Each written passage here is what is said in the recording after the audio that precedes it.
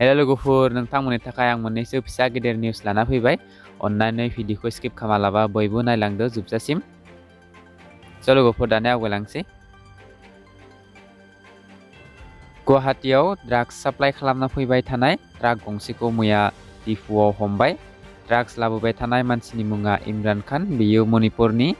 बे ट्राक गंसेयाव 6 crore आरो 69,000 टेब्लेट दंमोन। बेखौ दा पुलिसफोरा एरेस्ट खालामबाय।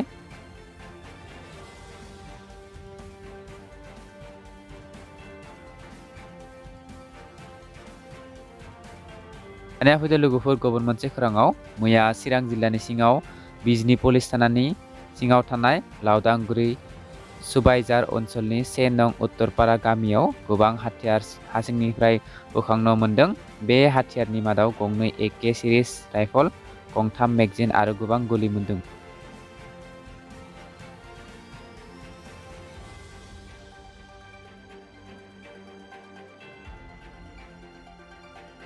आसामाव मैया 4 MLAफोरनि देहायाव कर'ना पजिटिभ मोन्दों। बिथांमोननि मुङा जाबाय कमल सिंह नार्जारी, भास्कर शर्मा, भूपेन पियुक आरो आसामाव मैया खनसेयाव 2033 गोदानै कर'ना पजिटिभ मोन्दों।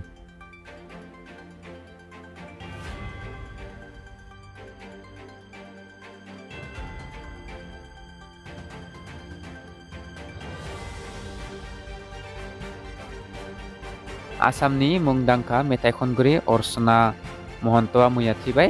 अर्चना महन्तआ जुलाइ दानावनो स्ट्रक जादोंमोन। बिथांखौ गुवाहाटीआव ट्रिटमेन्ट खालामगासिनो दङमोन, नाथाय मैया बियो थैबाय। बिथाङा 72 बोसोर जादोंमोन।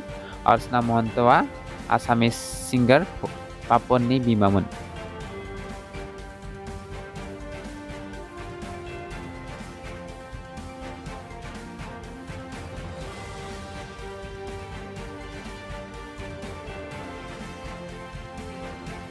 दा फैदो लोगोफोर गुबुन मोनसे खौराङाव। बर'नि मुंदांखा एक्ट्रेस हेलेना दैमारी बिथांनि देहाया मोजाङाव फैबाय होननानै बुंदों। बिथांखौ मैया हस्पिटालनिफ्राय रिलिज खालामबाय।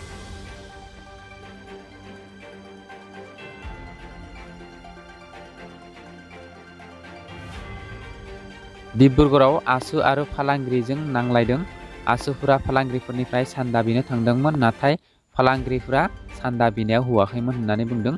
बेयाव आसु फालांगिरिनि गेजेराव दावराव जायो, नाथाय पुलिसफोरा आसुखौ बुदों होननानै बुंदों, मानो होनब्ला दायआ आसुफोरनिनोमोन।